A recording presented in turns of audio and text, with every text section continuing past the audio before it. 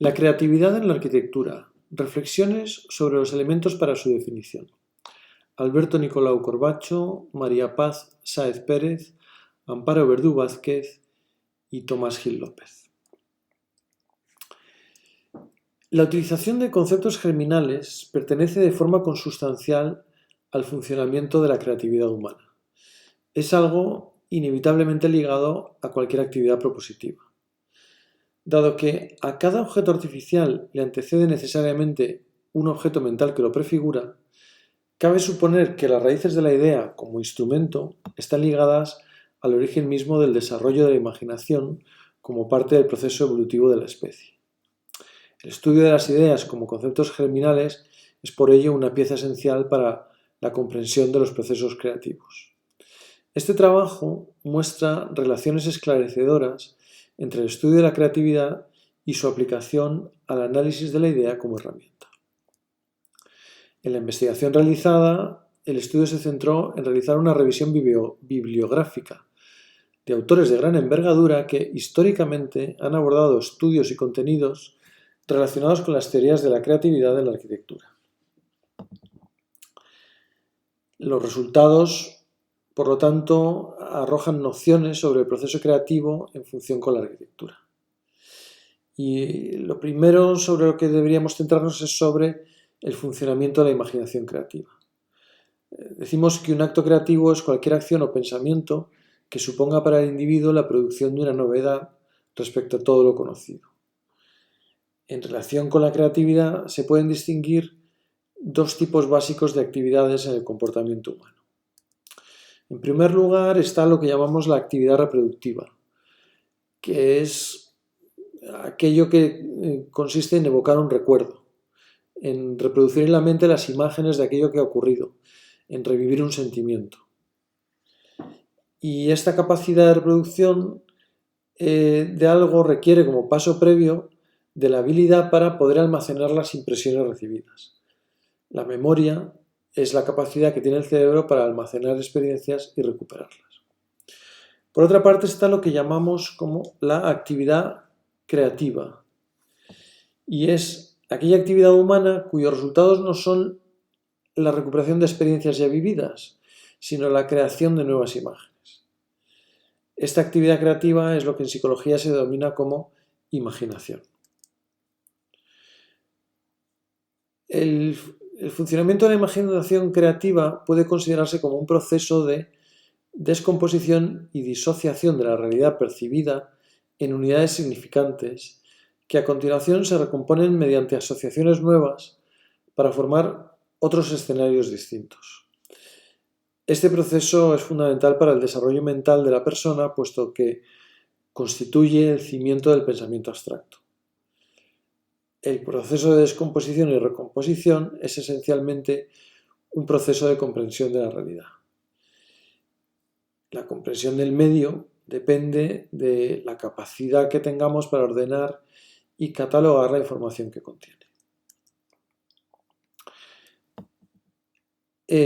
La estructuración de la información percibida se realiza a través de lo que se denomina como conceptos.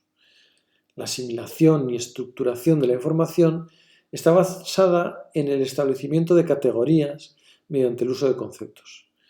La información percibida se descompone en unidades que contienen un significado y se clasifican mediante asociaciones entre ellas.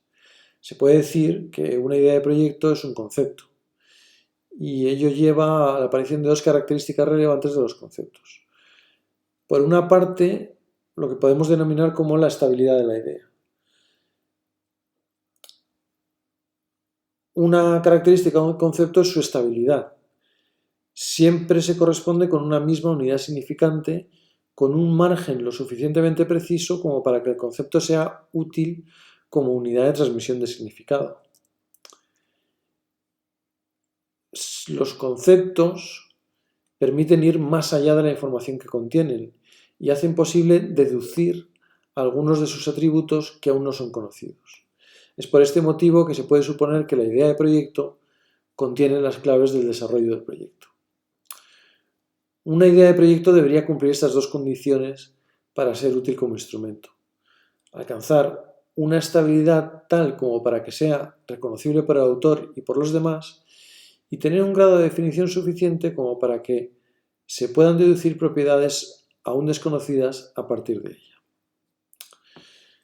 En la actualidad existe un consenso sobre el hecho de que todos los productos de la imaginación son algo construido a partir de elementos extraídos de la realidad. Un factor determinante de la actividad creativa es, por tanto, la riqueza y variedad de la experiencia de la persona. La generación de ideas de proyecto está por ello determinada por la experiencia del arquitecto.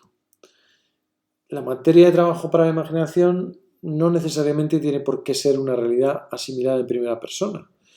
El cerebro, mediante la imaginación, tiene la capacidad para entender y asimilar experiencias narradas por otros e incorporarlas como propias. El pensamiento creativo consiste en un proceso de asociación y combinación de unidades significantes. De esta forma, tal y como sostienen Pella, Pratt y Cole, la fantasía no se puede considerar como un proceso opuesto y distinto a la memoria. Se puede entender que asimilación y proposición, memoria e imaginación son en realidad dos caras de la misma moneda. La actividad de constante reconstrucción mental de la realidad ocurre mediante la imaginación. La imaginación se puede considerar así como el mecanismo por el cual el cerebro añade las piezas que inevitablemente faltan. La lectura del medio en el que un sujeto vive y se desarrolla está condicionada por la capacidad perceptiva del individuo. La comprensión está directamente determinada por las particularidades de la percepción y por la capacidad propositiva del individuo. Si se acepta que a cada individuo le corresponde un universo subjetivo, el artista como creativo sería aquel que es capaz de expandir el suyo propio y mostrárselo a los demás.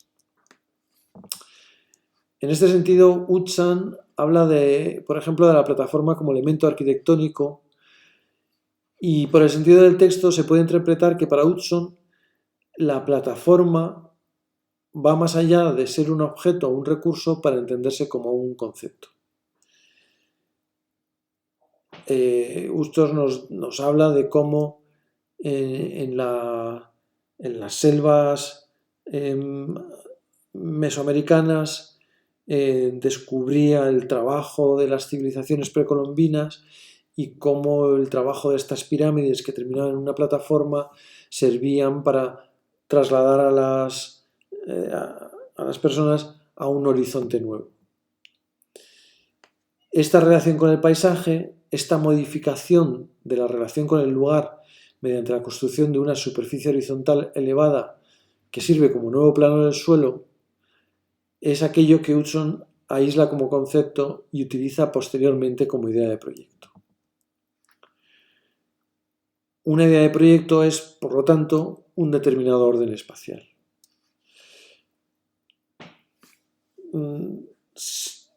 Hudson utiliza, por lo tanto, el término concepto como sinónimo de idea.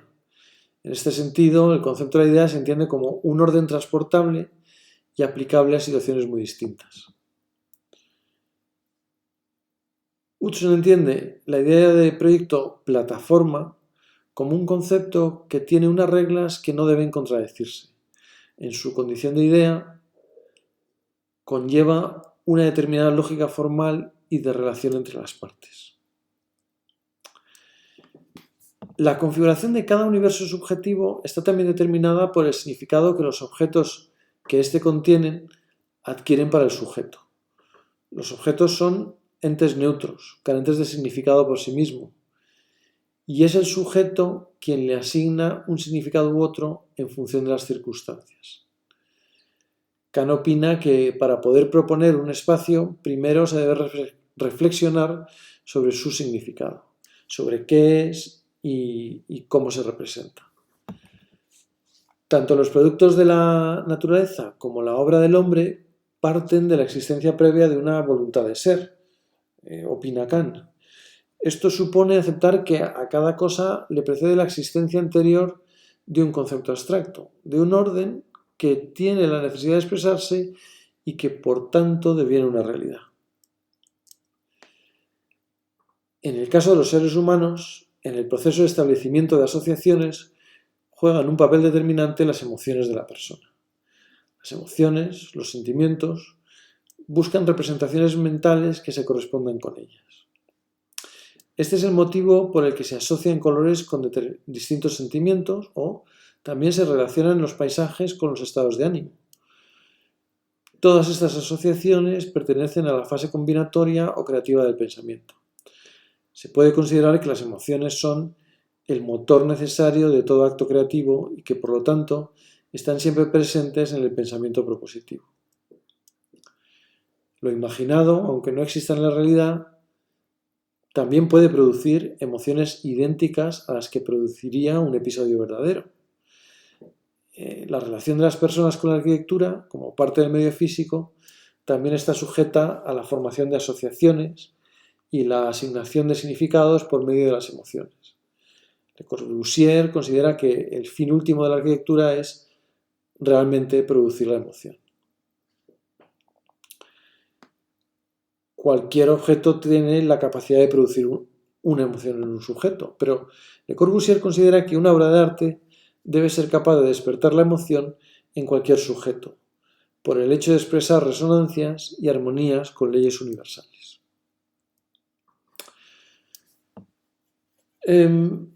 Las conclusiones que se pueden extraer de este análisis nos lleva a ver que la lógica de la teoría de conceptos permite establecer características que deben contener las ideas de proyectos para ser operativas como instrumentos creativos. El hecho de que la realidad se estructure por el uso de conceptos, en tanto que unidades significantes que constituyen los bloques de la construcción del medio, nos hace pensar que las ideas de proyecto como instrumentos son necesariamente conceptos. Como tal, una idea será operativa cuando adquiera un grado de estabilidad suficiente que permita inferir características que aún no son conocidas. La comprensión y utilización de conceptos está ligada a la construcción de un universo subjetivo o Umfeld.